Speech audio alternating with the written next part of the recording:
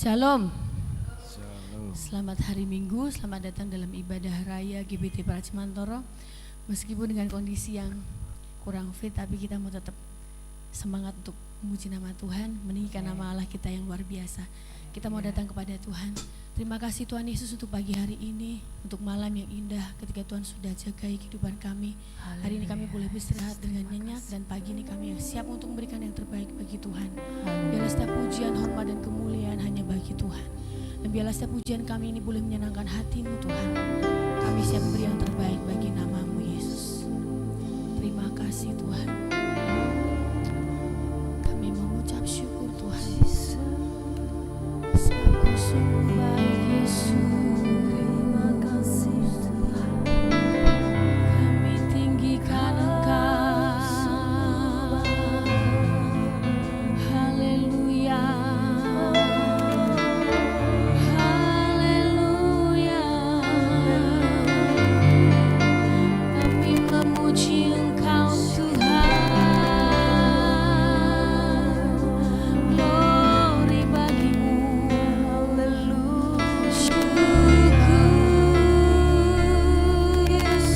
Haleluya. Kami mau menyembah-Mu Tuhan. Haleluya. Syukur, ku sembah Kau Allahku, Raja di atas segala raja, yang layak terima pujian dan hormat. Kami tinggikan nama-Mu. Haleluya Tuhan. Syukur Yesus. Haleluya. Syukur bagi-Mu Tuhan. Kami naikkan syukur, sebab Kau luar biasa. Kau yang layak dipuji, disembah. Kau satu-satunya Allah yang hidup. Kau yang mengasihi kami Tuhan. Terpujilah nama-Mu Yesus. Glory bagi-Mu Tuhan. Inilah hati kami Tuhan, yang rindu akan Engkau Yesus. Terima kasih ya. Terima kasih karena Kau sungguh baik. Kasih setia-Mu bagi kami takkan pernah berakhir. Haleluya. Terima kasih Tuhan. Sungguh besar setia-Mu, nyata di sepanjang hidupku. Darah-Mu telah layakkan kehidupanku. Tiada kata yang bisa Tuhan ungkapkan indahnya Kau Tuhan. Tiada kata yang bisa lukiskan indahnya Kau Tuhan. Bagi-Mu segala pujian dan kemuliaan. Kata sungguh besar setia-Mu Tuhan. Sampai jemaat itu bangkit berdiri. Sungguh besar setia-Mu, nyata di sepanjang hidupku. Darah-Mu telah layakkan kehidupanku. Sungguh tiada yang bisa Tuhan. Tiada kata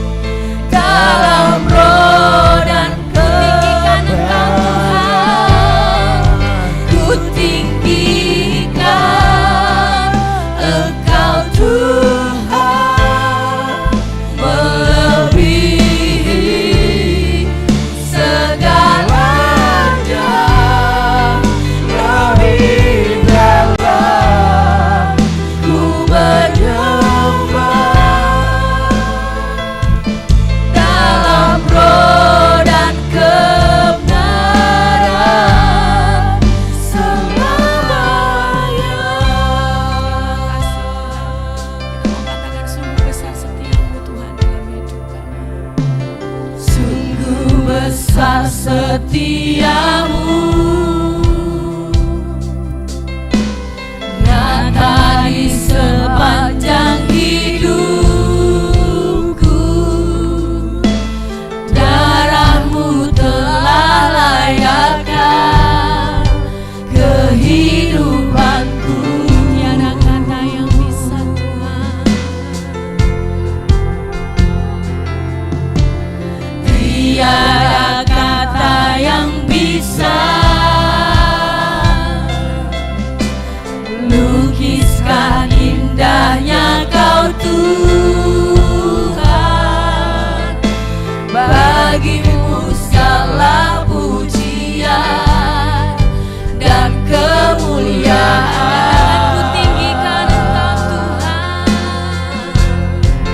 Ku tinggikan Engkau Tuhan, melebihi segalanya. Lebih dalam ku menyembah dalam roh dan kebenaran Engkau Tuhan. Ku tinggikan Engkau Tuhan, melebihi segalanya. Lebih dalam ku menyembah dalam roh dan kebenaran selamanya. Dalam roh dan kebenaran, Dalam roh dan kebenaran selamanya. ku tinggikan Engkau Tuhan, ku tinggikan Engkau Yesus dan Selamanya. Kau yang layak dipuji, kami tinggikan Engkau selamanya. Haleluya, ku tinggikan Engkau Tuhan, melebihi segalanya. Haleluya, haleluya, terima kasih Tuhan. Ku tinggikan Engkau Tuhan, melebihi segalanya. Lebih dalam ku menyembah dalam roh dan kebenaran. ku tinggikan Engkau, Ku tinggikan Engkau Tuhan, melebihi segalanya. Lebih dalam ku menyembah dalam roh dan kebenaran. katakan ku tinggikan, Ku tinggikan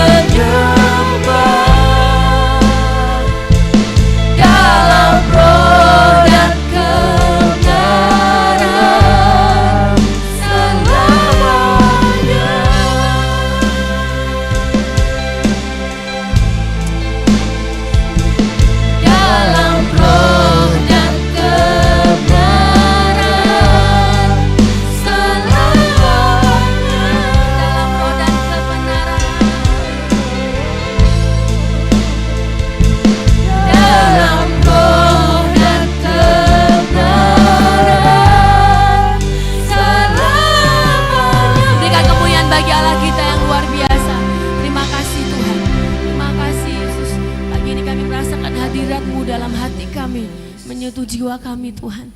Hati kami yang selalu rindu akan Engkau Tuhan, biarlah Engkau yang akan puaskan Tuhan. Terima kasih Yesus. Dan pagi ini Tuhan kami memberi yang terbaik bagi Engkau lebih lagi. Pujian sukacita kami hanya bagi Engkau Tuhan. Dan kami siap memuji dan memuliakan nama Tuhan. Dari awal pertengahan hingga pada akhirnya nanti kami percaya bahwa hanya roh Tuhan yang bertata akan setiap pujian kami. Kuasa setan iblis yang tidak selayaknya ada di tempat ini kami mau tengking, kami usir hanya di dalam nama Tuhan Yesus. Hanya kuasa Tuhanlah yang bertata atas pujian dan kemuliaan hanya bagi Tuhan. Terima kasih. Setiap kita yang percaya kita boleh katakan amin. Kita mau tetap bangkit berdiri. Kita akan pujikan pujian mengatakan besarkan nama Tuhan, pujilah Dia. Haleluya.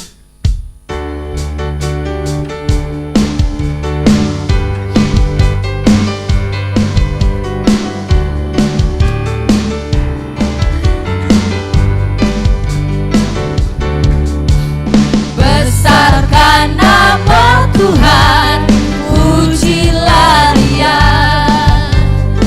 Kemurahan-Nya besar, tiada terkira. Aku tak dapat balas betapa besar kasih-Nya. Oh, besarkanlah nama-Nya. Besarkan nama Tuhan. Besarkan nama Tuhan, pujilah Dia. Kemurahan-Nya besar, tiada terkira. Aku tak dapat balas betapa besar kasih-Nya. Oh, besarkanlah nama-Nya. Tuhan yang ajaib, Tuhan yang kuasa, Tuhan yang menolong hidupku. Haleluya. Tuhan yang ajaib, Tuhan yang kuasa, jiwaku ditebus oleh-Nya. Besarkan nama Tuhan. Besarkan nama Tuhan, pujilah Dia. Kemurahan-Nya besar, tiada terkira. Aku tak dapat balas betapa besar kasih-Nya. Oh, besarkanlah nama-Nya.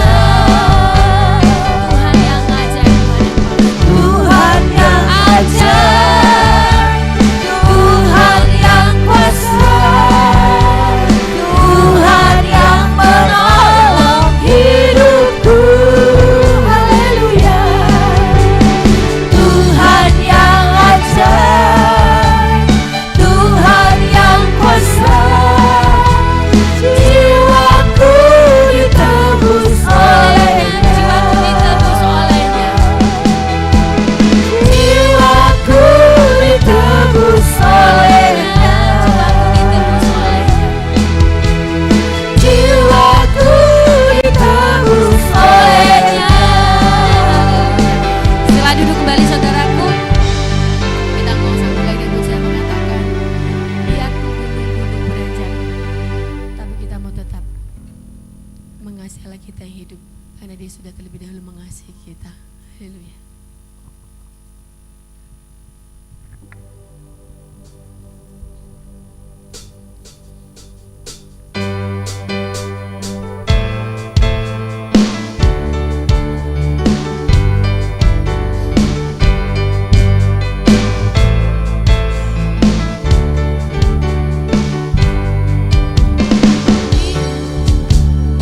Biarpun gunung-gunung beranjak dan segala bukit bergoyang, tapi kasih setiamu tak akan beranjak dariku. Biarpun gunung-gunung beranjak, biarpun gunung-gunung beranjak dan bukit-bukit pun bergoyang, tapi kasih setiamu tak akan beranjak dariku. Tak akan beranjak, tak akan bergoyang.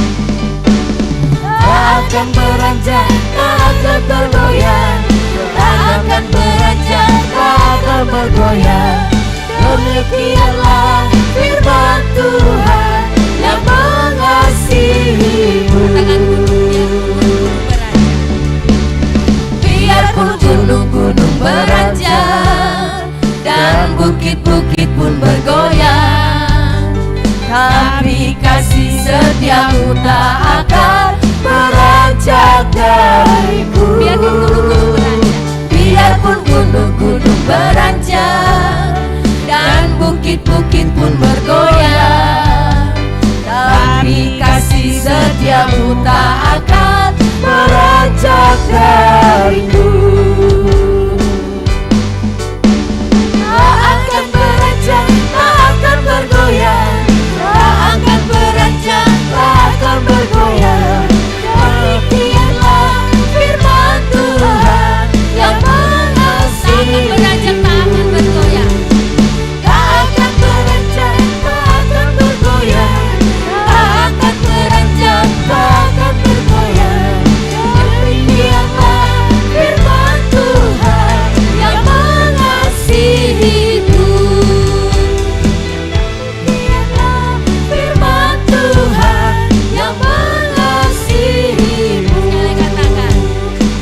Demikianlah firman Tuhan yang mengasihiku. Haleluya. Beranjak dan segala sesuatu bergoyang, tapi kita percaya bahwa Tuhan Yesus tetap mengasihi kita. Sebentar kita akan berikan yang terbaik bagi Tuhan. Kita akan persiapkan persembahan kita. Sebelum kita memberi yang terbaik, saya mau nanti Ibu Daryono pimpin kita dalam doa persembahan.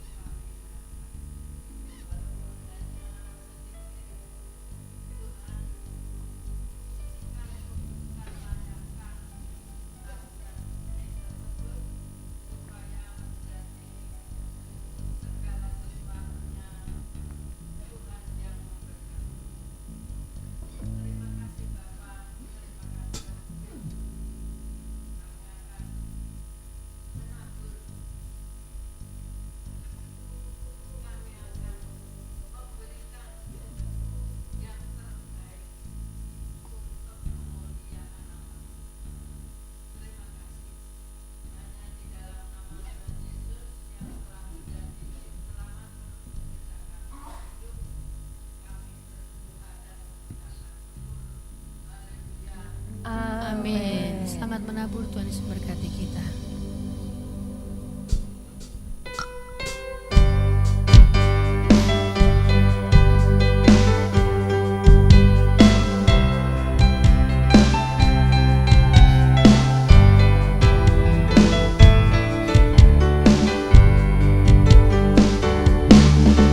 Apa artinya hidup ini tanpa Yesus kau miliki? Apa arti kekayaan ini tanpa Yesus kau miliki? Bila saatnya telah tiba, kita dipanggil olehnya, maka semua yang kita miliki tidak akan berarti lagi. Apa artinya hidup ini tanpa Yesus kau miliki? Apa arti kekayaan ini tanpa Yesus kau miliki?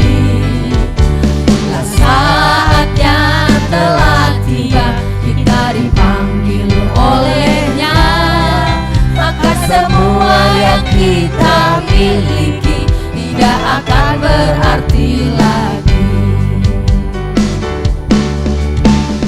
Artinya hidup ini tanpa Yesus kau miliki.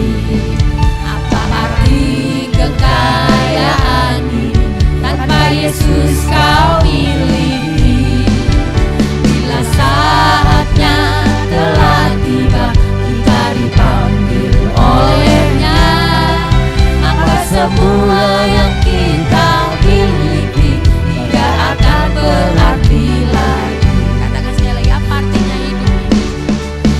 Apa artinya hidup ini tanpa Yesus kau miliki? Apa arti kekayaan ini tanpa Yesus kau miliki? Saudara jemaat untuk bangkit berdiri. Bila saatnya telah tiba, kita dipanggil olehnya, maka semua yang kita miliki tidak akan berarti lagi. Maka semua yang kita miliki tidak akan berarti lagi. Maka semua yang kita miliki tidak akan berarti lagi.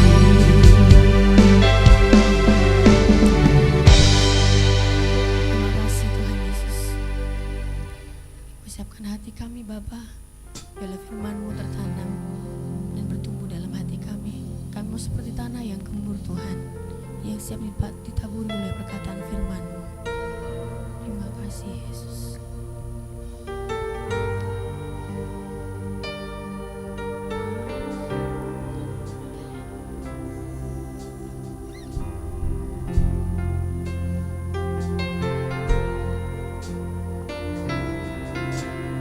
Tak terbatas kuasa-Mu Tuhan, semua dapat Kau lakukan. Apa yang kelihatan mustahil bagiku, itu sangat mungkin bagimu. Katakan tak terbatas kuasa-Mu Tuhan. Terbatas kuasa-Mu Tuhan, semua dapat Kau lakukan. Apa yang kelihatan mustahil bagiku, itu sangat mungkin bagimu.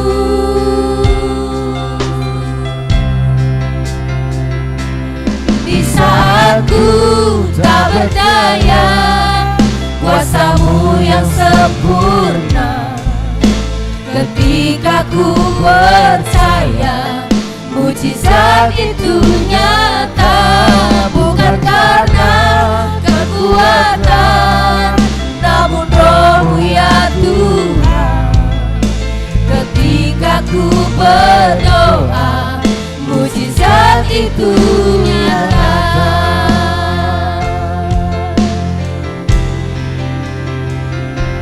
Di saat ku tak berdaya, kuasa-Mu yang sempurna. Ketika ku percaya, mujizat itu nyata. Bukan karena kekuatan, namun Roh-Mu ya Tuhan. Ketika ku berdoa, mujizat itu nyata. Di saat ku tak berdaya, kuasa-Mu yang sempurna. Ketika ku percaya, mujizat itu nyata.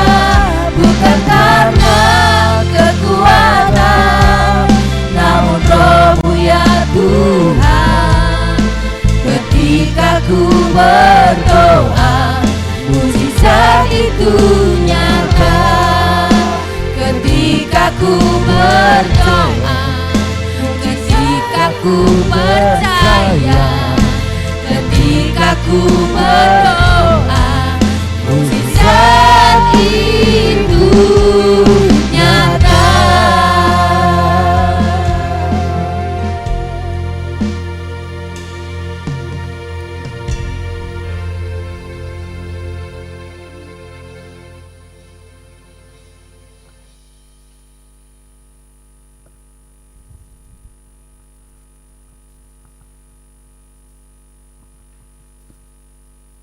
Haleluya. Terima kasih ya Tuhan. Terima kasih Allah Bapa. Ketika puji-pujian yang kami persembahkan kehadiran Tuhan itu muncul bukan karena kami menghafal segala liriknya ataupun nadanya Tuhan, tapi itulah pujian-pujian kami yang kami persembahkan dari segenap isi jiwa kami Tuhan. Walaupun terkadang kami di situasi kehidupan kami Tuhan sering melupakan apa menjadi kuasa Tuhan. Itulah setiap kelemahan kami Tuhan. Sebentar Tuhan kami akan mendengarkan sabda firman yang disampaikan oleh hamba-Mu. Kami bawa segala pengharapan kami. Biarlah Tuhan berkuasa atas setiap firman dari mulut bibir hamba-Mu yang akan berbicara. Tetapi Tuhan berkuasa memberikan hikmat dan kebijaksanaan buat hamba-Mu untuk menerangkan segalanya, untuk kami boleh menerimanya dengan mudah, dengan baik, agar kami dapat memahami dan menyimpannya kembali dalam hati kami untuk kami pakai Tuhan dalam kehidupan kami sehari-hari, untuk kami pakai menjadi bekal untuk menjalani kehidupan sekarang ini Tuhan. Kami telah siap Tuhan, kami jemaat-Mu semua yang hadir di sini, kami siapkan hati kami. Hanya di dalam nama Tuhan Yesus kami berdoa dan mengucap syukur. Haleluya. Amin.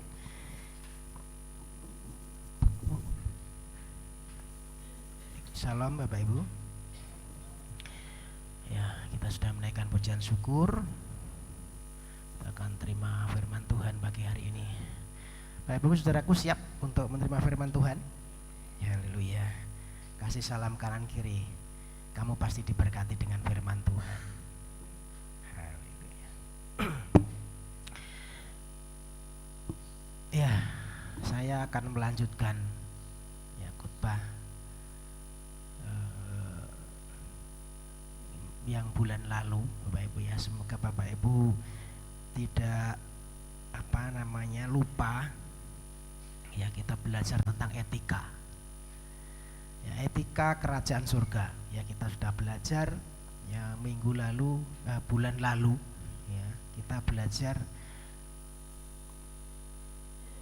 jadi orang yang miskin di hadapan Tuhan. Nah, kita akan lanjutkan hari ini. Kita buka dulu kitab Injil Matius pasal yang kelima. Matius pasal yang kelima ayatnya 1 sampai dengan 4. Minta tolong bisa dibacakan. Matius 5 ayat 1 mulai Sampai dengan 4 saja ya. 1 sampai 4. 1 sampai 4. Khotbah di bukit, ucapan bahagia. Ketika Yesus melihat orang banyak itu, naiklah ia ke atas bukit, dan setelah ia duduk, datanglah murid-muridnya kepadanya. Maka Yesus pun mulai berbicara dan mengajar mereka, katanya, "Berbahagialah orang yang miskin di hadapan Allah, karena merekalah yang mempunyai kerajaan surga. Berbahagialah orang yang berduka cita, karena mereka akan dihibur. Berbahagialah orang yang lemah lembut, karena mereka akan memiliki bumi." Ya, sampai di situ saja. Jadi Matius pasal 5 ini ayat 1 sampai dengan 12 itu bicara tentang khotbah Tuhan Yesus ya. Khotbah di bukit judulnya itu ya, judul perikopnya. Itu ada 8 ucapan bahagia di situ. Ya kalau pasal ayat yang ke-3 itu, berbahagialah orang yang miskin di hadapan Tuhan, mana mereka lah yang punya kerajaan surga. Ya, sampai dengan pasal yang ayat yang ke-10 itu juga berbicara tentang berbahagialah orang yang dianiaya. Ya, pasal ayat 10 sampai dengan 12 itu satu ide utama. Ya, Bapak Ibu kalau nanti dibaca itu bukan, memang ada 10 ucapan bahagia, tetapi itu pada intinya cuma 8. Ya, karena ayat 10 sampai 12 itu cuma satu ide pokok. Berbahagialah orang yang dianiaya, berbahagialah orang yang dicela, orang yang difitnah gitu ya, karena mereka mempunyai kerajaan surga. Ya. Apa yang dikatakan Tuhan Yesus ini sungguh sangat susah kita pahami. Ya, kalau kita cuma baca gitu susah sekali kita memahami apa yang dikatakan Tuhan Yesus, ya, karena ini kontradiktif atau bertolak belakang, berlawanan. Ya, apa yang kita baca dari khotbah di bukit ini, 8 ucapan bahagia itu sangat berlawanan, sangat kontradiktif, ya, bertolak belakang dengan apa yang diajarkan dunia. Dan ini hanya bisa dipahami dari sudut pandangnya Tuhan. Secara konteks Bapak Ibu perhatikan, pas ayat yang ketiga, berbahagialah orang yang miskin di hadapan Allah karena mereka yang mempunyai kerajaan surga. Diawali ya dengan kata mempunyai kerajaan surga. Ya. Kemudian ayat 10, berbahagialah orang yang dianiaya sebab kebenaran karena mereka yang mempunyai kerajaan surga. Jadi diawali dengan kerajaan surga, diakhiri juga dengan kerajaan surga. Nah, ini artinya bahwa ucapan bahagia ini bicara tentang surga. Di tengah-tengahnya itu bicara tentang surga, bukan bicara tentang sesuatu yang jasmani. Bukan bicara tentang sesuatu yang duniawi. Ya, maka kalau ini dilihat dari sudut pandang dunia tidak nyambung. Tidak nyambung, ya.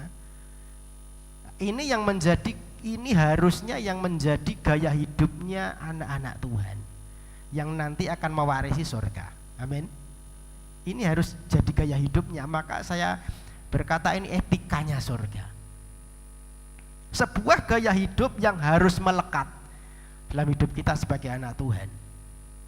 Walaupun ini sangat berlawanan, sangat kontras.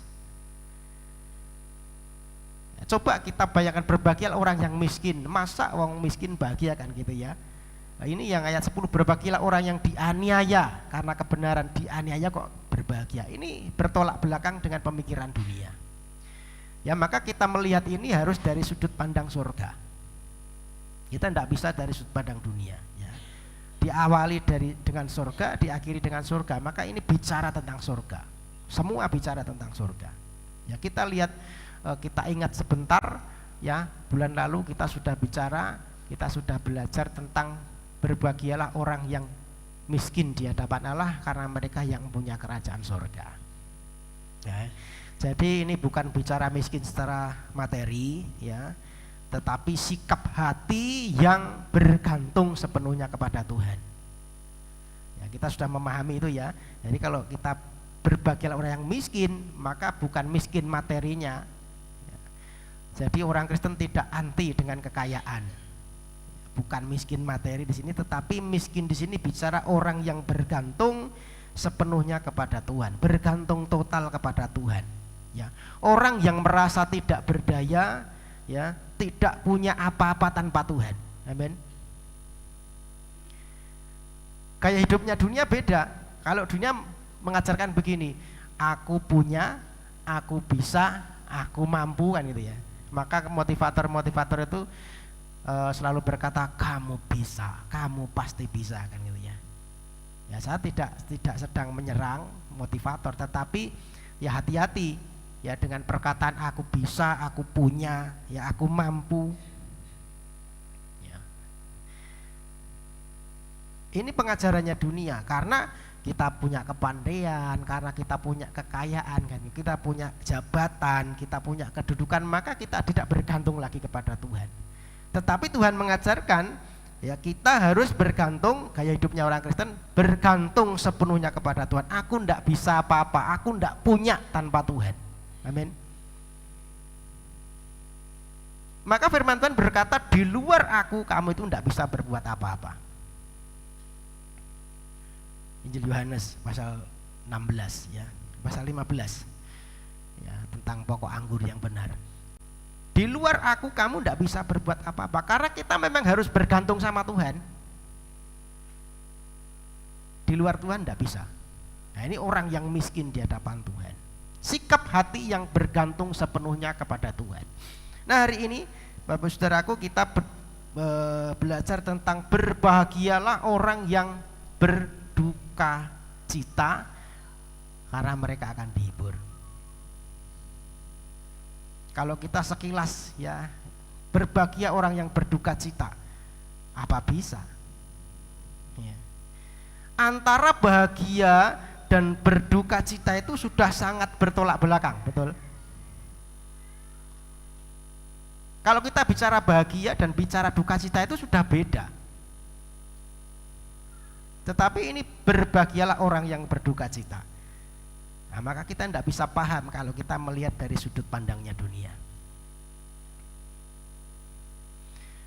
Secara umum kita itu tidak pengen berduka cita, tidak suka berduka cita, tidak mengharapkan duka cita. Ya. Kalau ada orang berduka cita itu dianggap, wah ini sial, ini tidak beruntung. Ya.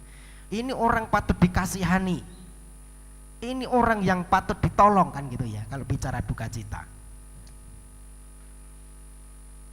Salah satu hal yang orang harus pengen dihindari, ya, yang orang pengen menghindari itu adalah berduka cita. Orang menghindari ini. Dunia mengajarkan filosofi dunia, lupakan masalahmu, lupakan apa saja yang membuat kamu itu berduka, kan gitu ya. Dan buatlah hatimu gembira. Ini pengajaran dunia. Dan kita tidak tolak, ya, karena kita kenyataannya memang begitu. Kalau bisa tidak berduka, Pak, buat hatimu gembira, kan gitu. Ya, kita bisa melihat fasilitas-fasilitas yang disediakan oleh dunia apa? Itu untuk membuat kita bersuka, ya, tidak pengen berduka, kan gitu ya. Maka ada, kalau di kota-kota itu ada mall, ya, orang bisa ke sana katanya cuci mata, walaupun tidak beli, ya, cuma lihat-lihat gitu, supaya melupakan duka citanya, Pak. Maka ada tempat-tempat rekreasi yang dibangun sedemikian banyak. Tujuannya apa? Ya supaya kita tidak berduka. Kalau sedang berduka ke sana, biar lupa duka citanya, supaya kita bisa gembira, kan gitu.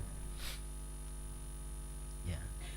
Jadi tempat-tempat seperti itu dipakai untuk kita melupakan duka cita kita.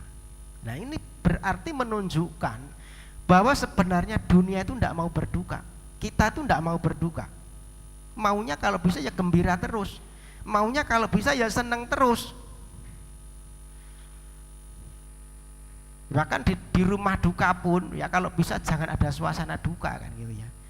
Ya kalau bisa dihias sedemikian rupa biar lupa duka citanya, kan gitu ya. Ya tidak bisa dipungkiri Bapak Ibu Saudaraku, kita memang carinya begitu.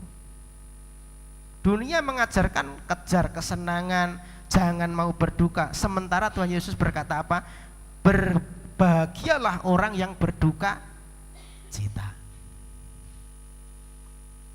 Nah, ini aneh.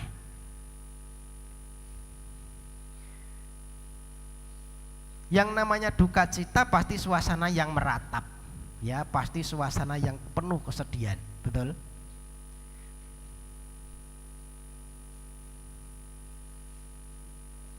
Contohnya kalau kita kehilangan, ya, kalau kita kena bencana, ya tahun lalu ada pandemi, itu suasana berduka. Nah, kehilangan pasti umumnya pasti ya nggak suka kan. Yang namanya kehilangan pasti berduka, betul.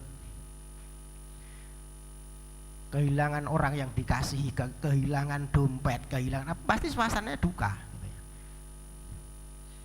Ada kehilangan yang senang? Ada Pak. Kehilangan yang senang apa?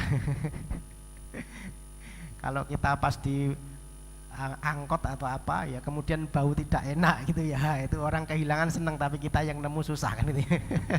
Tahu ya maksudnya ya, itu kehilangan yang senang ya. Tapi kehilangan pada umumnya pasti berduka. Nggak suka orang yang namanya kehilangan itu pasti nggak suka. Artinya ya, yang namanya berduka cita itu pasti tidak bahagia. Betul ya? Yang namanya berduka cita pasti tidak bahagia. Iya kan? Menurut nalar kita dulu ya. Yang namanya berduka cita pasti tidak bahagia. Sementara Tuhan Yesus, berbahagialah orang yang berduka cita. Berarti Tuhan Yesus sedang mengajarkan begini, berbahagialah orang yang tidak bahagia, kan gitu ya. Aneh ya. Kan Tuhan Yesus berkata begitu. Dalam arti tidak langsung kan, yang namanya berduka itu tidak bahagia. Maka Tuhan berbicara begini, berbahagialah orang yang tidak bahagia. Aneh ya, apa Yesus itu anti kebahagiaan, anti kesenangan gitu ya. Ya maka kita belajar ini, kita lihat dari sudut pandangnya surga. Kalau kita melihat dari kacamatanya dunia, tidak nyambung, tidak bisa. Sesuatu yang membingungkan, bingung kita gitu ya. Ki opo maksudnya kan gitu ya. Kalau jika bahagia, ya kenapa harus berduka kan gitu. Dan jika berduka, mengapa bisa bahagia? Nah, ini pertanyaan yang berputar-putar dan kita susah jawabnya. Nah, hari ini Bapak Ibu Saudaraku, kita belajar bersama-sama yang memahami ungkapan ini. Berbahagialah orang yang berduka cita, karena mereka akan dihibur. Saudaraku, ada banyak ribuan duka cita yang bukan bagian dari teks ini. Ya, Tuhan Yesus tidak sedang mengajarkan berbahagialah kalau kamu mengalami kematian anggota keluarga, tidak begitu. Ya. Tuhan Yesus ketika ada Lazarus meninggal, dia nangis loh. Ya, ketika Maria Marta ini berduka, nangis Tuhan Yesus. Artinya berduka cita yang disebut Tuhan Yesus bukan yang seperti itu. Ketika Lazarus mati, Yesus pun nangis, berduka juga. Juga bukan berduka cita karena kita kehilangan. Ya, tadi kehilangan apapun ya, bukan seperti itu.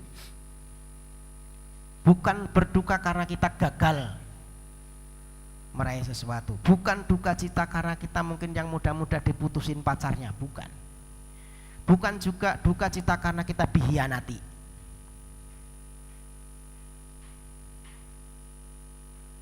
Bukan yang seperti itu yang dimaksud Tuhan Yesus. Berduka cita di sini ya bukan karena kehilangan barang yang kita sayangi, bukan. Tetapi duka cita yang di sini adalah duka cita yang spiritual, yang rohani, maknanya rohani.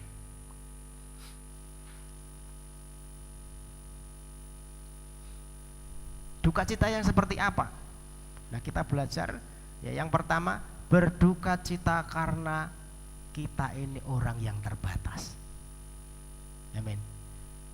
Karena keterbatasan dari diri kita sendiri. Ya. Jadi duka cita yang dimaksud di sini masih ada hubungannya dengan orang yang miskin di hadapan Allah. Ya. Duka cita yang rohani, sama halnya miskin di hadapan Allah tadi ya. Miskin bukan secara finansialnya, tetapi miskin karena ya kita bergantung, kita butuh Tuhan terus.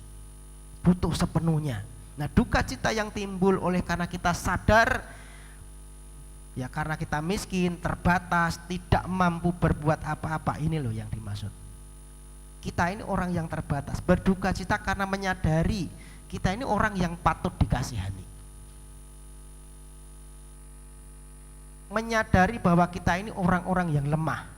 Amin. Manusia itu lemah kok. Tanpa Tuhan tidak bisa apa-apa.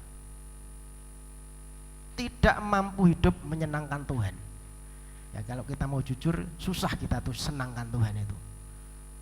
Karena kita pasti kebanyakan nuruti keinginan daging, nuruti emosinya kan gitu.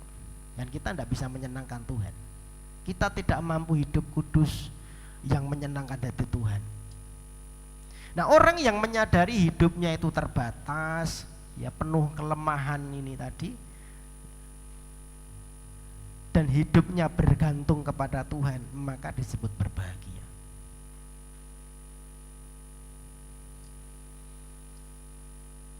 Ya, sikap hati yang sedih karena kita tidak mampu sangat penting, Bapak Ibu Saudaraku. Karena kita tidak mampu, maka kita datang sama Tuhan. Amin. Karena kita merasa tidak mampu, ya penuh kelemahan, maka kita datang sama Tuhan. Kalau orang merasa diri hebat, merasa diri mampu, ya orang-orang yang seperti ini tidak akan mendapat pertolongan dari Tuhan.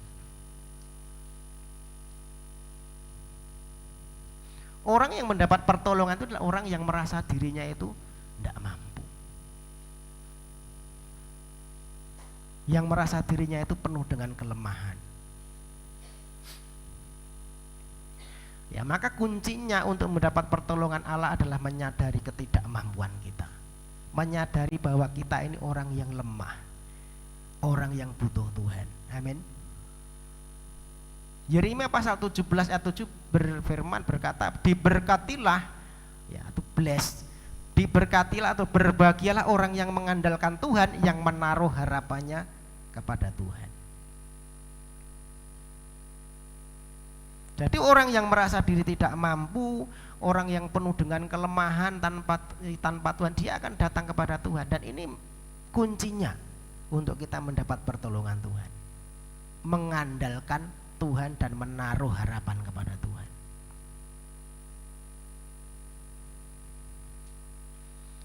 Ya, kalau kita menaruh harapan kepada Tuhan, maka disebut berbahagia, sebut orang yang diberkati. Orang yang menaruh harapan kepada Tuhan adalah orang yang diberkati Tuhan. Maka di ayat selanjutnya, ini hasilnya ketika kita mengandalkan Tuhan. Ia akan seperti pohon yang ditanam di tepi air. Ya, pohon itu kalau ditanam di tepi air bagaimana? Waduh, subur gitu ya. Yang merambatkan akar-akarnya ke tepi batang air, yang tidak mengalami datangnya panas terik, yang daunnya tetap hijau, yang tidak khawatir dalam tahun kering, ya, yang tidak berhenti menghasilkan buah. Ini orang yang mengandalkan Tuhan. Yang merasa dirinya itu tidak mampu, penuh kelemahan, maka akan datang kepada Tuhan. Ini hasilnya kalau kita datang sama Tuhan. Seperti pohon yang ditanam di tepi aliran air. Maka ini orang yang berbahagia. Jadi orang yang berduka cita, ya, berbahagia orang yang berduka cita karena menyadari kita ini manusia yang penuh kelemahan, ya, penuh ketidakmampuan. Yang pertama, orang yang berduka cita adalah orang yang menyadari bahwa dirinya itu penuh kelemahan, ya, penuh ketidakmampuan. Ya, dengan begitu kalau kita sadar kita ini tidak mampu, maka kita akan datang kepada Tuhan. Berharap hanya kepada Tuhan, dan itulah kunci daripada pertolongan Tuhan. Amin. Selanjutnya berduka cita. Ya, kalau yang pertama berduka cita karena kita menyadari kelemahan kita. Yang kedua berduka cita karena dosa yang sudah dilakukan.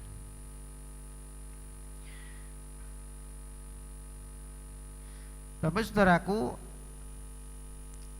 ayat ini sebenarnya lahir dari satu latar belakang. Ya, orang-orang Yahudi itu ketika dia di dalam pembuangan di Babel, dia itu berharap, ya, ada satu harapan bahwa nanti itu ada seorang Mesias yang melepaskan dari kesusahan gitu ya. Maka kitab Yesaya pasal yang ke-6, ya, Yesaya pasal 61 maksud saya. Ini pengharapan mesianik dari orang-orang Yahudi yang ada di Babel, di pembuangan. Roh Tuhan ada padaku oleh karena Tuhan telah mengurapi aku. Ia telah mengutus aku untuk menyampaikan kabar baik kepada orang-orang yang sengsara, merawat orang yang remuk hati, memberitakan pembebasan kepada orang-orang tawanan dan kepada orang yang terkurung kelepasan dari penjara. Ya, duanya untuk memberitakan tahun rahmat Tuhan, dari hari pembalasan Allah kita, untuk menghibur semua orang yang berkabung, untuk mengaruniakan kepada mereka perhiasan ganti kepala abu, minyak untuk pesta ganti kain kabung, nyanyian puji-pujian ganti semangat yang pudar, supaya orang menyebutkan mereka pohon tarbantin kebenaran, tanaman Tuhan, untuk memperlihatkan keagungannya. Selanjutnya, ya.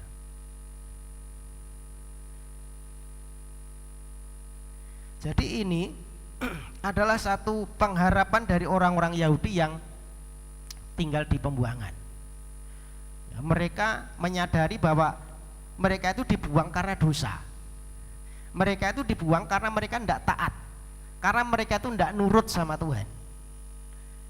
Ya, maka ketika dalam pembuangan, ya Yesaya menubuatkan ini, mereka meratapi akan kesalahannya dan punya pengharapan nanti itu ada seorang Mesias yang akan melepaskan mereka dari perkabungan. Seorang Mesias yang nanti akan membebaskan mereka dan memberi mereka penghiburan. Itu pengharapan mereka. Ya, maka seperti itulah seharusnya kita pun juga harus menyadari akan kesalahan kita, akan dosa-dosa kita, ya. Dan orang yang seperti ini, yang berduka karena dia menyadari kesalahannya karena dosanya, yang menangisi dosa-dosanya dan kemudian bertobat, ini yang punya pengharapan untuk dilepaskan, yang nanti akan punya penghiburan. Amin.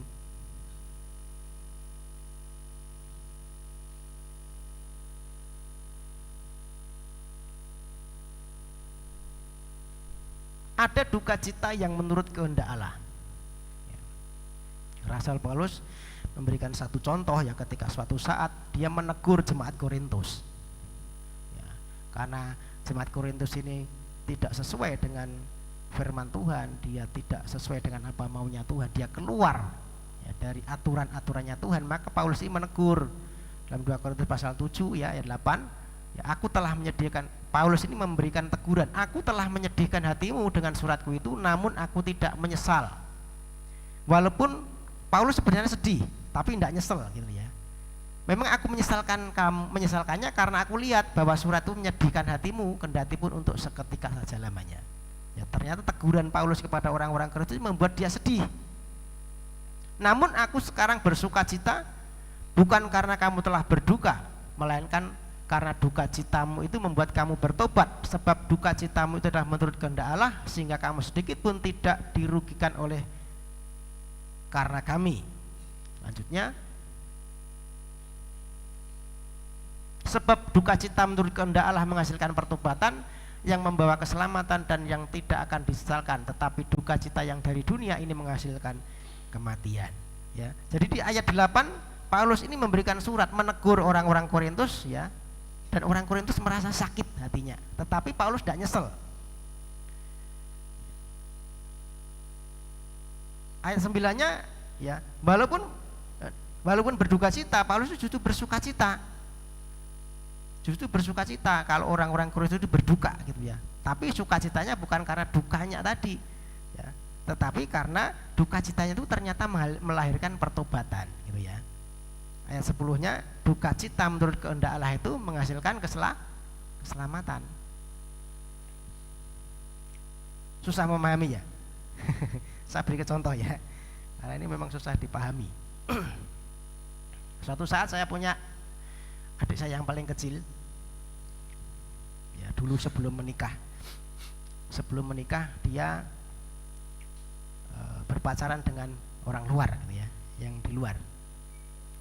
Saya sudah melihat bahwa ini kalau diteruskan nanti kasihan.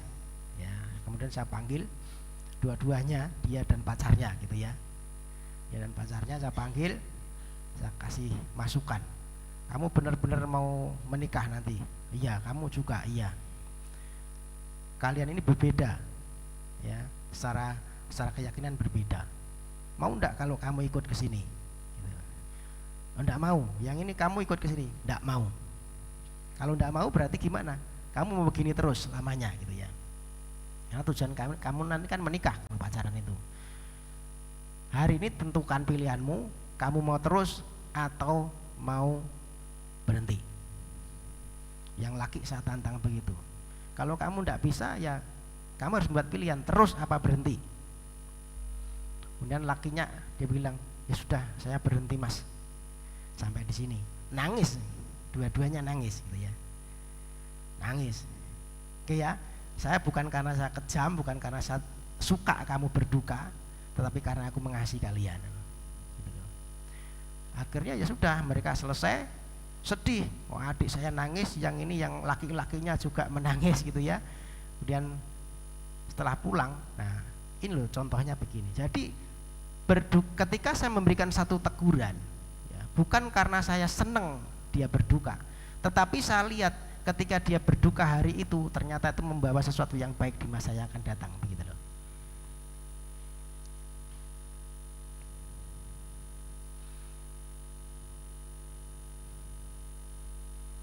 Maka Bapak Ibu jangan tanggung-tanggung memberikan teguran kepada anaknya, memberikan didikan kepada anaknya. Ya. Meskipun seketika harus berduka, tetapi kalau itu menyelamatkan, lakukan. Amin.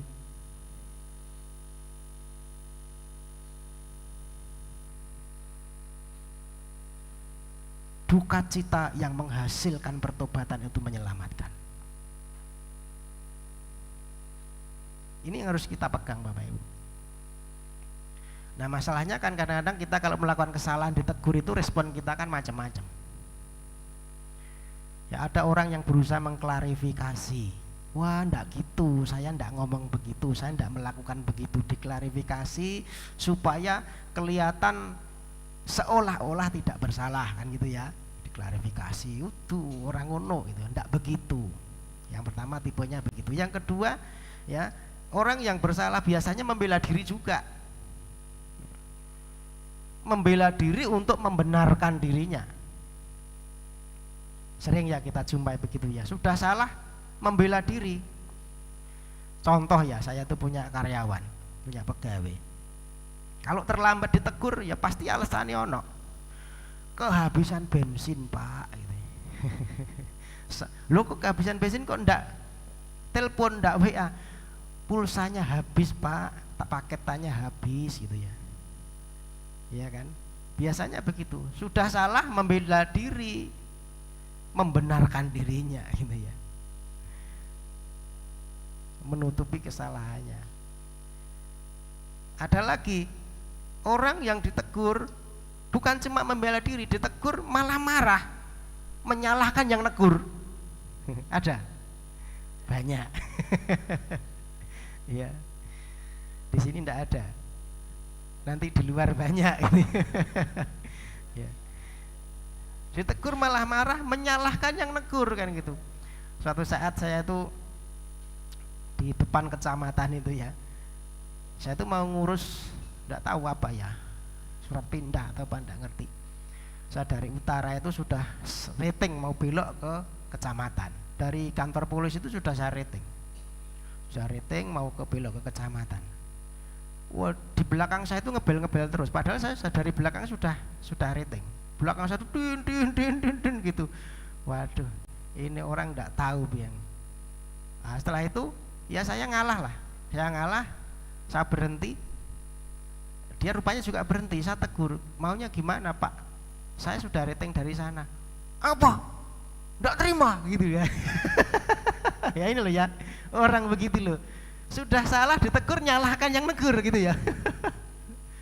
Kene ora trimo gitu. Wah, ya saya ngalah aja lah orang begini-gini lah ini gitu ya. Ya. Enggak usah dilanggati orang begini. Orang sudah salah, ditegur malah nyalahkan yang negur. Banyak kejadian seperti itu. Nah, kita itu responnya seperti apa? Ya, kalau kita merasa kita salah, kita itu meresponnya yang seperti itu, seperti apa ya? Ketika kita melakukan kesalahan, segera sadari kesalahan itu. Amin. Segera. Sensitif terhadap dosa gitu loh. Sensitif terhadap kesalahan, menyadari kesalahannya dan apa? Bertobat.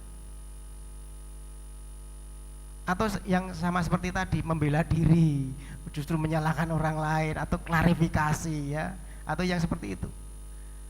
Ya, pilihan di tangan kita semua ya. Tapi paling tidak pagi hari ini kita sudah belajar berduka cita karena kita menyesali dosa-dosa kita. Amin. Orang yang segera menyadari kesalahannya adalah orang yang berbahagia. Ini kuncinya.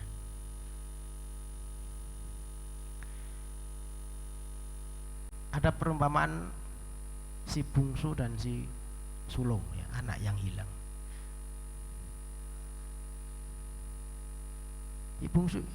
Si bungsu ini meminta bagiannya, warisannya. Kemudian setelah itu dia pergi foya-foya, sampai habis lah hartanya, sampai melarat. Akhirnya dia mau kerja di tempat ya, peternakan babi. Dia mau makan pun enggak ada, sampai dia harus makanannya babi ini yang dia makan. Nah, di situ dia menyadari kesalahannya. Dia berkata, aku telah berdosa kepada Bapa dan kepada surga. Kemudian dia kembali ke ayahnya, ke bapaknya. Yang dilakukan apa? Bapaknya itu lari dipeluk. Dia perintahkan kepada pegawai-pegawainya, ya, sembelih ya, domba yang paling baik. Kita akan lakukan pesta, kenakan jubah yang baru buat anak ini. Ya, anak ini sudah hilang dan ketemukan kembali.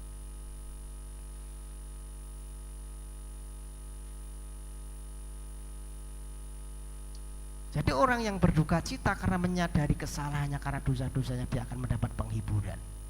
Dia akan disambut oleh bapaknya dan dipestakan. Amin. Ada sukacita yang luar biasa. Ini loh berbahagia. Berbahagia orang yang berduka cita itu yang seperti ini.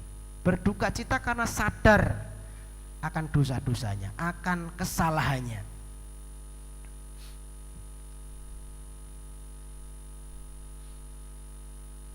Maka Bapak Ibu Saudaraku yang dikasih Tuhan, ya, mari kita datang kepada Tuhan, sadari kita ini manusia lemah, manusia yang penuh dosa, manusia yang penuh dengan cacat, penuh dengan kesalahan.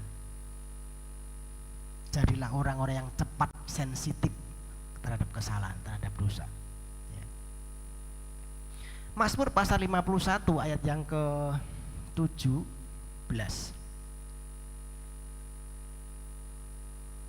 19 ya. Korban sembelian kepada Allah ialah jiwa yang hancur, hati yang patah dan remuk tidak akan kau pandang hina ya Allah. Ya. Waktu zaman perjanjian lama, orang itu datang ke bait Allah itu dengan bawa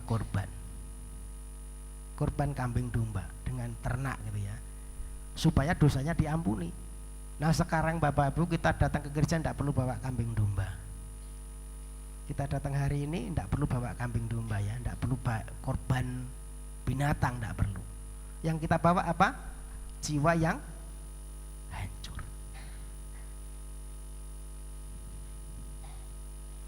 Jiwa yang hancur itu sama dengan korban sembelian. Amin. Maka pagi ini kita datang sama Tuhan dengan jiwa yang hancur. Tuhan, aku orang berdosa.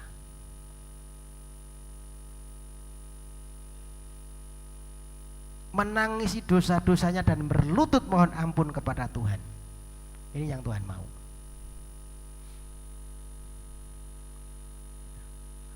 Tidak ada seorang pun yang bisa masuk ke kerajaan surga tanpa menangisi dosa-dosanya. Ingat Bapak Ibu ya, tidak ada satu orang pun yang bisa masuk kerajaan surga tanpa kita menangisi dosa-dosa, tanpa ada penyesalan. ke surga itu Tuhan melihat hati kita yang menangis akan dosa-dosa kita. Ini yang menjadi tiket. Tiketnya masuk ke surga itu jiwa yang hancur, menangisi dosa. Ya, ketika Tuhan menegur dosa kita, mengingatkan dosa kita, segera tangisi di hadapan Tuhan, ampuni Tuhan. Jadi menyedihkan sekali Bapak Ibu Saudaraku kalau kita sebagai anak Tuhan tidak pernah nyesel sama dosa. Berbuat dosa ya wes biasa wae. Nah ini bahaya ini ya. Kita berbuat dosa, habis berbuat dosa ya biasa aja. Waduh, ini yang bahaya. Kalau ada orang Kristen yang masih begitu, ya masih santai-santai saja ketika berbuat dosa, artinya ini dipertanyakan kelayakannya. Dipertanyakan kelayakannya sebagai orang percaya. Ya, apakah dia hidup dalam pertobatan atau tidak?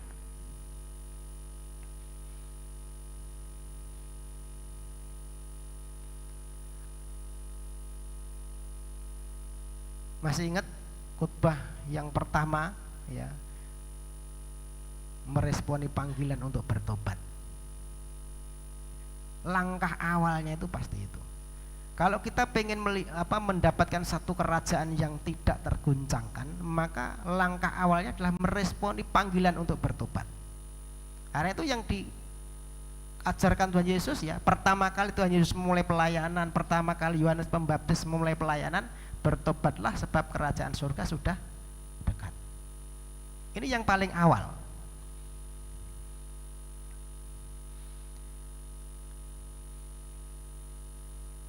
Tanpa pertobatan kita tidak bisa mendapatkan kerajaan yang tak tergoncangkan ini. Jadi menyesali dosa dan hidup dalam pertobatan itu penting. Ya, jangan sampai kita berbuat dosa dan masih santai, masih biasa aja. Ya, artinya itu dipertanyakan kualitas iman kita. Kalau kita menyadari kesalahan, segera bertobat. Amin. Segera bertobat. Ini loh orang yang berbahagia karena berduka cita. Berduka cita karena dia sadar akan dosanya.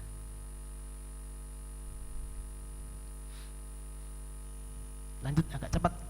Berduka cita yang ketiga, berduka cita karena dosanya orang lain. Mazmur pasal yang ke 119 ayat 136 ya. Air mataku berlinang seperti aliran air karena orang tidak berpegang pada Tauratmu. Ya. Jadi pemazmur sedang berkata begini, air mataku itu mengalir ya, berlinang karena apa? Karena ada orang-orang yang tidak berpegang kepada Tauratmu. Artinya dia juga berduka cita bukan cuma karena dosanya sendiri, bukan karena dia menyadari dirinya itu lemah, tetapi dia juga berduka kalau ada orang lain yang berbuat dosa. Maka suatu kali Tuhan Yesus menangisi Yerusalem. Dalam Injil Lukas itu Yesus dikisahkan ya, dia melihat Yerusalem kemudian dia mulai menangisi, wahai Yerusalem gitu ya, betapa baiknya jika pada hari ini engkau mengerti.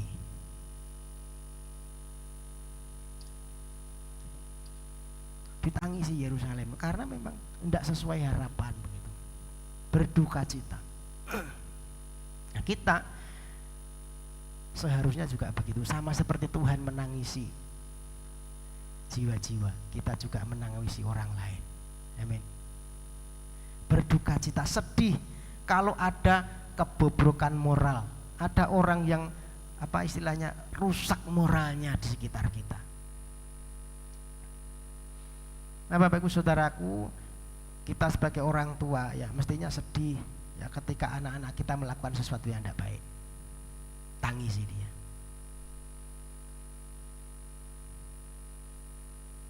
Kalau anak-anak kita terlibat sesuatu yang tidak baik, kejahatan dan sebagainya, tangisi. Amin. Ada saudara-saudara kita ya yang masih apa namanya satu keluarga, tangisi dia. Saya tuh memperhatikan Bu Daryono ini ya. Kalau pagi setiap datang ke gereja dia pasti awal. Yang dia doakan siapa? Anaknya, cucunya, gitu ya. Ya bener ya Bu ya. Iya. Anaknya itu ditangisi, Tuhan ampuni. Cucunya itu ditangisi. Yang belum kenal Tuhan pun didoakan, ditangisi.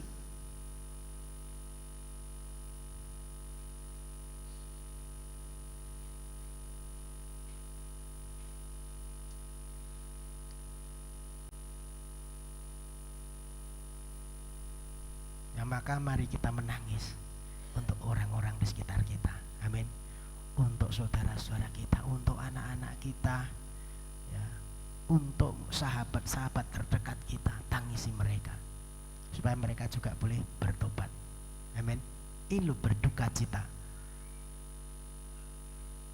karena menangisi dosanya orang lain. Jadi kita tidak cuma menangisi dosa kita sendiri, bukan cuma kita sadar kita ini manusia lemah yang butuh pertolongan Tuhan, tetapi kita juga harus menangisi mereka, saudara-saudara kita, teman-teman kita. Amin. Ini harus kita kerjakan, saudaraku. Jadi orang yang berbahagia dan mendapat penghiburan yang sejati adalah orang yang berduka cita karena menyadari kelemahannya, menyadari ketidakberdayaannya, sehingga kita akan terus mengandalkan Tuhan, menaruh harapan kepada Tuhan. Orang yang berbahagia adalah mereka yang berduka cita karena mereka menyadari dosa-dosanya, ya, yang menyesalinya dan kemudian bertobat. Dan orang yang berbahagia adalah mereka yang berduka cita atas dosa-dosa orang lain di sekitar kita, tangisi mereka juga. Terakhir ya, Lukas 6 ayat 25, celakalah kamu yang sekarang ini kenyang karena kamu akan lapar, celakalah kamu yang sekarang ini tertawa karena kamu akan berduka cita dan menangis. Maksudnya apa? Celaka mereka yang tertawa. Mereka yang tertawa karena merasa hebat, celaka. Mereka yang tertawa mentertawakan dosa-dosa yang sudah dilakukan, tidak pernah menyesali, celaka. Yang ketika sudah berbuat dosa dan masih bisa ketawa-ketawa, ini orang celaka. Bahkan mungkin yang kita mentertawakan dosanya orang lain disebut celaka. Ya, kamu yang sekarang ini tertawa, segera ya, berduka ketika kita menyadari ada dosa, ketika kita ada menyadari ada kesalahan, berduka, datang kepada Tuhan dan bertobat. Maka ini yang menjadi penghiburan buat kita. Amin. Penghiburannya apa? Ya karena kalau kita bertobat, kita itu mendapat pengampunan. Amin. Pengampunan. Ini loh yang menjadi penghiburan.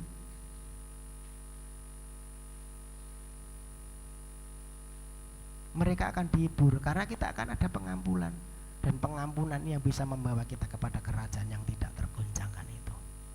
Nah, mereka yang berduka cita karena menyesali dosa dan hidup dalam pertobatan akan mendapat penghiburan. Amin. Puji Tuhan, itu yang boleh saya sampaikan. Saya tidak berpanjang, Bapak Saudaraku. Mari kita naikkan satu pujian untuk kita bisa mengakhiri firman Tuhan pagi hari ini. Kita naikkan satu pujian sejauh timur dari barat.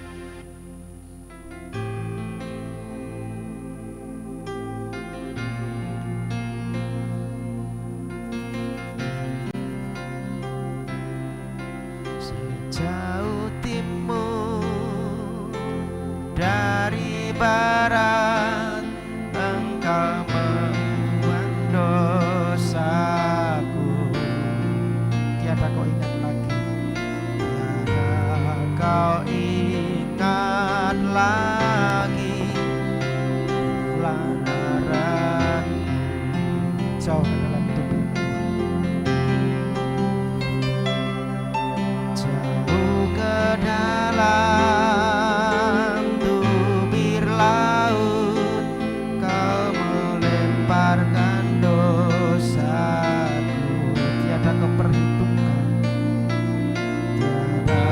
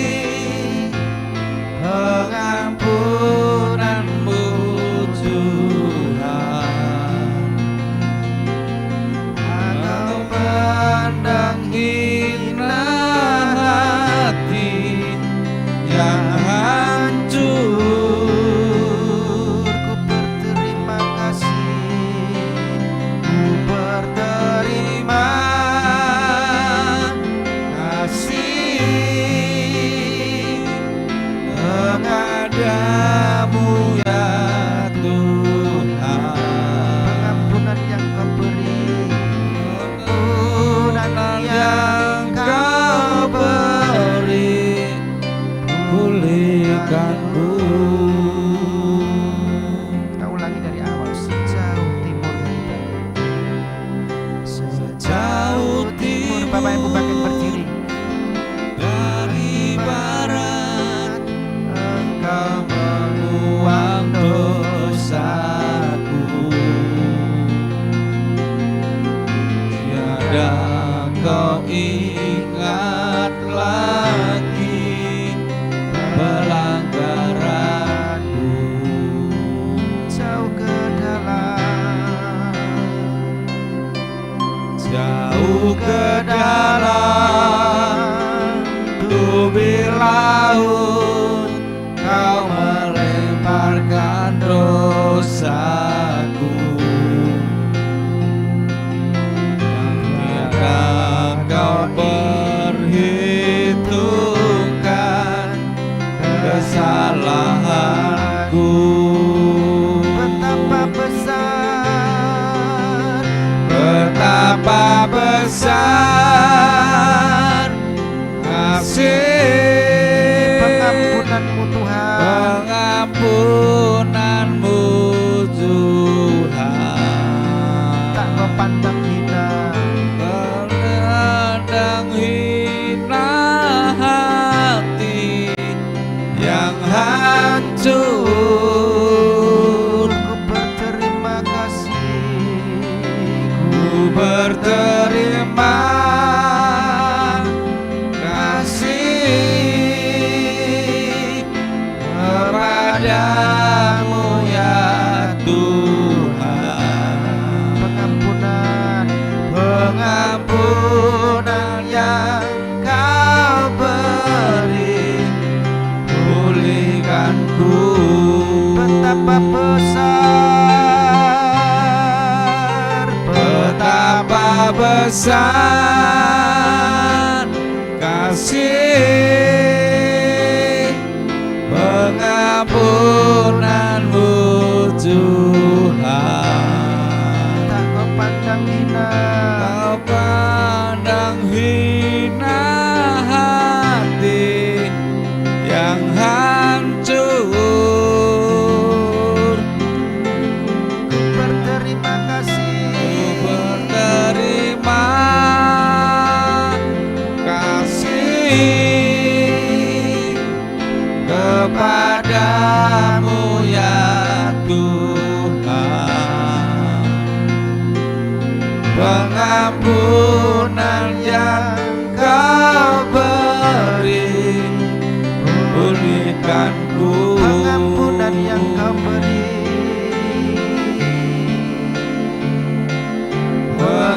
Pengampunan yang Pengampunan yang kau beri. Pengampunan yang Kau Pengampunan,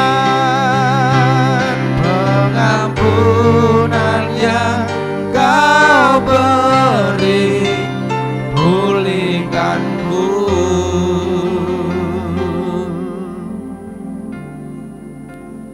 Bapa Surgawi yang baik, Engkau izinkan kami mengalami suka dan duka. Juga Kamu izinkan kami berbuat kesalahan dan kebenaran. Tapi akhirnya kemenangan, kebahagiaan, bahkan kehidupan yang kekal di surga. Kami percaya kalau kami salah, Engkau mengampuni kami. Kami percaya kalau kami berhasil karena berkat-Mu. Itu yang kami imani, itu yang kami percaya. Untuk itu waktu suka dan duka, kami tetap percaya, tetap mencari Tuhan, tetap beribadah kepada Tuhan. Karena kami hanya manusia biasa. Kami bisa menerima segala perkara, baik tidak baik.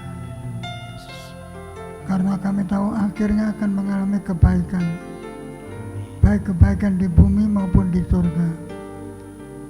Kadang-kadang memang saudara kita mereka-reka yang jahat, tetapi Engkau mereka-reka yang baik. Itulah keputusan Tuhan, supaya kami tetap beribadah kepada Tuhan, tetap memuji Tuhan, tetap mendengar Tuhan, tetap melakukan firman Tuhan, dan tidak akan goyah waktu suka dan duka. Kami tetap percaya dan akhirnya kami hidup kekal di surga bersama dengan Tuhan, tinggal di surga untuk selamanya. Terima kasih untuk firman-Mu. Kami akan praktekkan dalam kehidupan kami, suka dan duka kami tetap percaya dan tetap mengiring dan mengikut Tuhan sampai Tuhan datang yang kedua kali. Dalam nama Tuhan Yesus kami naikkan doa. Yang percaya katakan Amin. Silakan duduk Bapak Ibu Saudaraku. Ada beberapa pengumuman yang harus saya sampaikan untuk jadwal ibadah kita 1 pekan ke depan. Hari Rabu nanti ada jadwal ibadah doa di tempat ini jam 9 pagi sampai dengan selesai. Hari Kamis nanti konser keluarga. Yang minta siapa ya? Kemarin setelah Bu Daryono, Mbak Dina kemarin ya, setelah Mbak Dina. Ada yang minta? Kalau tidak ada di gereja. Ya, sementara di gereja ya, karena tidak ada yang minta jadi di gereja. Oh, di rumahnya Ibu Agusti di Pak Pran ya. Ya, jadi di tempatnya Pak Pran di Ngululor 6:30 sampai dengan selesai ya, komsel Kamis. Kemudian nanti hari Jumat ada Jumat ceria, anak-anak sekolah minggu silakan diantar jam 4 sore untuk kita bekali dengan kebenaran firman Tuhan. Selanjutnya hari Sabtu ada ibadah youth jam 5:30 sampai dengan selesai. Hari Minggu kita ketemu kembali di tempat ini Bapak Ibu Saudaraku jam 9, silahkan Bapak Ibu datang kembali hadir. Kita beribadah memuliakan nama Tuhan, silahkan mengajak saudara, anak istri, ya, rekan, kenalan untuk bisa bersama-sama kita beribadah, menikmati hadirat Tuhan dan bertumbuh bersama di tempat ini. Itu yang boleh saya sampaikan sebagai jadwal ibadah kita 1 pekan ke depan. Juga ada tambahan Bapak Ibu Saudaraku, kita itu ada undangan KKR anak tanggalnya 29 ya. KKR anak tanggal 29 September, jamnya jam 3 sore kurang lebih di Manyaran. Tempat pelayanannya Mas Indra. Itu apa ya Bu? Mas Indra, Bu Wawan. Burut Wawan itu apa? GSPDI atau apa ya? Bu Wawan itu apa Mas? GSPI. Oh ya itulah ya. GSPDI atau GSPI ya. Jadi tempatnya Mas Indra di tempatnya Burut Wawan. Ya kita itu dapat undangan KKR anak. Ibadah ya KKR itu KKR anak. Ya dilayani tim dari Jakarta. Jadi kita akan nanti sama-sama meresponi ini ya, karena kita dapat undangannya ini. Ibu-ibu yang punya anak kecil silahkan di list ya, nanti dikoordinator oleh Bu Dina ya. Nanti dikoordinatornya, nanti masalah transportnya bisa mobil gereja dan mobilnya Mbak Dina bisa, dan mungkin yang lain pun juga kalau nanti memang diperlukan bisa juga ya. Yang penting kita ke sana dulu ya, kalau bisa sih semua anak-anak sekolah minggu ya, karena saya sudah daftarkan 15 anak gitu ya. Kalau lebih pun enggak apa-apa ya. Mas Indranya tanya ada berapa anak Pak, nanti supaya kita bisa istilahnya didaftar dulu. Saya bilang mungkin sekitar 15-an anak gitu ya. Jadi nanti ibu-ibu, bapak ibu yang punya anak kecil usia sekolah minggu ya, saya mohon nanti waktu itu ya, harinya itu hari Jumat ya, pas waktunya ibadah sekolah minggu juga, Jumat ceria. Cuma kita pindah di sana ya, tidak membayar apa-apa gitu ya. Jadi cukup antarkan saja anak-anaknya, minta kita antar ke sana supaya bisa bersama-sama bergabung ya, karena mungkin ada sekitar 70-80 anak nanti di sana yang akan dilayani oleh tim Jakarta gitu ya. Paham ya Bapak ya? Jadi nanti di grupnya Sunday School itu silakan pilih siapa aja yang mau ikut supaya kita bisa persiapkan armadanya ya, karena Bu Yeni ini tanggal itu juga masih baru pulang dari Women Conference di Jogja Ya, tanggal 28-29 ada Women Conference di Jogja. Jadi nanti Bu Dina yang tolong bantu. Ya, tetapi tetap bisa ikut, kalau sudah pulang tetap bisa ikut ke sana. Ya, karena sore mungkin sudah pulang. Itu ya, Bapak Ibu Saudaraku, untuk KKR anak di Manyaran. Kemudian satu lagi, saya menyinggung kembali masalah makam. Ya, makam yang di sini yang sudah diserahkan ke gereja, ya karena gereja terdekat adalah kita, ya siapa lagi kalau bukan kita, gitu ya. Kalau kita mau pasrahkan ke yang lain kan tidak mungkin, karena yang dekat kita, ya yang lain mungkin juga ya yang dekat kan kamu Pak, gitu ya. Jadi karena yang makam umum itu sudah dipondasi, di pinggirnya sudah dipondasi, nah ada masukan dari orang luar, dari yang umum juga, supaya ini dilanjutkan pondasinya, begitu ya. Jadi saya punya rencana untuk memondasi yang pinggir, batasnya jalan sama yang utara itu letter L begini. Biayanya itu sekitar 5.500.000, itu bayangan saya ya, 5.500.000, syukur-syukur bisa kurang. Ada sumbangan batu 2 rit, jadi sudah turun. Kalau batu itu 350 satu rit, jadi sudah 700.000 ya, 5.500.000 sudah kurang 700.000. Itulah kita seperti rencana awal kan saya minta dari yang kasnya banyak itu di mana ya, di Bulinda. Saya tidak berani mengeluarkan begitu banyak karena kita kan juga mau Natal ya, kita mau Natal ya, nanti paling enggak 1 juta atau berapalah saya minta kas dari sosial ya, dari pembangunan ya, saya minta mungkin 1 jutaan lah. Nah sisanya nanti saya konfirmasi ke Pak Gembala ya, mudah-mudahan nanti bisa tertutup gitu ya. Jadi mungkin itu yang bisa saya sampaikan. Saya mohon izin kepada Bapak Ibu semua ya, karena ini uangnya bersama, jadi saya mesti bicara kepada Bapak Ibu, mohon izin kalau memang nanti keluar ya paling tidak 1 juta atau berapa lah, tidak terlalu banyak, karena kita juga persiapan untuk Natal nanti, begitu ya. Setuju enggak? Ya, boleh ya, ya boleh. Oke. Kemudian mungkin ya kalau rela hati, bapak-bapak yang sawahan sawahan yang khususnya sawahan ya, bapak-bapak yang khususnya sawahan ya, kalau rela hati ya nanti setelah itu atau pas harinya itu bisa bantulah ya, paling tidak mungkin bersihkan untuk tempat pondasi atau apanya, atau obong-obong lah terserah ya. Nanti kalau memang sudah, kalau yang sawahan ya maksud saya ya, kalau yang di luar sawahan mungkin tidak harus ya, karena yang sawahan ini kan nanti yang bakalnya kan ke situ gitu ya. Yang sawahan kan ke situ gitu ya. Jadi kalau rela hati ya saya mohon nanti pada harinya kalau memang itu nanti sudah ditentukan, materialnya sudah ada ya, kita sama-sama gitu ya. Itu yang boleh saya sampaikan untuk pengumuman kita hari ini. Kita akan akhiri ibadah pagi hari. Bapak Ibu bangkit berdiri, kita akan sekali lagi berdoa. Kita akan tutup dalam doa berkat. Silakan bangkit berdiri. Puji, hormat dan syukur kami naikkan di hadapan-Mu Tuhan, Allah yang sudah menyertai rangkaian ibadah kami awal sampai akhir. Kami sudah menaikkan pujian syukur kami di hadapan-Mu. Kami sudah memberikan korban syukur buat mempermuliakan nama Tuhan melalui harta benda yang Tuhan percayakan.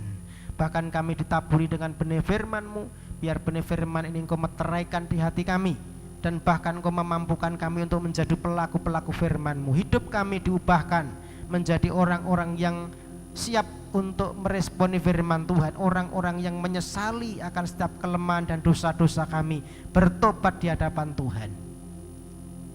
Inilah hidup kami Tuhan, kami bawa di hadapan-Mu. Engkau yang tahu apa yang menjadi pergumulan setiap umat-Mu pagi hari ini. Kami percaya ketika kami datang merendahkan diri di hadapan Tuhan, maka Tuhan mengulurkan tangan. Yang susah dihiburkan Tuhan, yang mengalami lemah tebu disembuhkan Tuhan. Oleh kuasa darah Yesus sembuh. Persoalan apapun, beban keluarga, ekonomi, Tuhan Engkau berikan pertolongan dan jalan keluar tepat pada waktunya. Yang sudah usia lanjut berkati kesehatan dan panjang umur, damai sejahtera sukacita daripada Tuhan. Yang sekolah diberkati hikmat kepandaian daripada Tuhan. Yang bekerja diberkati dalam pekerjaannya. Yang punya usaha diberkati usahanya, dibawa terus naik dan tidak turun menjadi kepala dan bukan ekor seperti janji firman-Mu. Terima kasih Bapa, kami percaya pulang dengan berkat-berkat surgawi. Tuhan, kami juga tidak lupa berdoa untuk saudara-saudara kami yang tidak bisa hadir pagi hari ini. Kami berdoa untuk Bapak Ibu Parto, berdoa untuk Ibu Gini, berdoa Tuhan untuk Ibu Markamah, berdoa untuk Ibu Parti, juga berdoa untuk Bapak Oskaria yang hari-hari sedang terbaring lemah tubuh. Tuhan, jamah dengan kuasa-Mu. Bilur-bilur Tuhan Yesus menyembuhkan mereka, sehingga mereka menerima sukacita dan kebahagiaan daripada Tuhan, pertolongan yang daripada-Mu Tuhan. Kami juga berdoa untuk bangsa kami, berkati bangsa kami. Para pemimpin bangsa ini Tuhan, Engkau yang kendalikan, berikan hikmat daripada Tuhan. Mereka boleh menjalankan roda pemerintah dalam pimpinan Tuhan.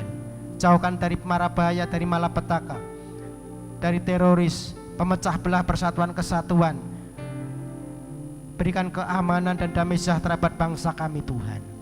Bahkan menjelang pemilihan presiden tahun yang akan datang, Tuhan campur tangan. Pemimpin yang terbaik Tuhan berikan buat bangsa kami. Segala sesuatu yang tidak datang daripada Tuhan kami tolak di dalam nama Yesus. Berkati kota kami Wonogiri, berkati Prajimanto dan sekitarnya di mana kami tinggal. Biar damai sejahtera Tuhan turun, bahkan curahkan roh pertobatan, jiwa-jiwa dimenangkan, jiwa-jiwa datang kepada Tuhan. Pakailah gereja-Mu menjadi saksi Tuhan, perlengkapi dengan kuasa di tempat tinggi. Pelayanan malaikat terjadi atas gereja ini, mimpi-mimpi penglihatan Kau nyatakan. Orang-orang datang kepada Tuhan dan mencari Tuhan di tempat ini. Sebab di tempat ini kami berjumpa dengan Tuhan. Terima kasih Bapa, puji hormat syukur kami naikkan di hadapan-Mu. Sebentar kami pulang Tuhan. Kami pulang dengan kemenangan dan berkat-berkat daripada Tuhan. Bapak Ibu Saudaraku yang kekasih, mari kita pulang dengan berkat-berkat Tuhan. Tengadahkan wajah-Mu, angkatlah tangan-Mu. Tuhan Yesus yang memberkati engkau dan melindungi engkau. Tuhan Yesus yang menyinari engkau dengan wajah-Nya dan memberi engkau kasih karunia. Tuhan Yesus yang menghadapkan wajah-Nya kepadamu dan memberi engkau damai sejahtera. Terimalah segala berkat-berkat itu di dalam nama Bapa, Putra dan Roh Kudus, di dalam nama Tuhan Yesus Kristus, menyertai mulai hari ini sampai Maranatha, sampai Tuhan datang kedua kalinya. Setiap kita yang berkati sama-sama katakan amin. Bapa, terima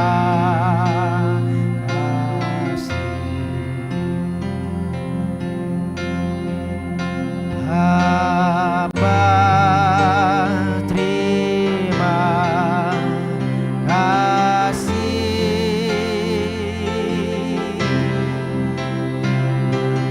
Bapa di dalam surga,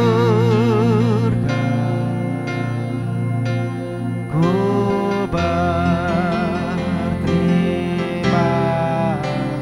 kasih. Amin.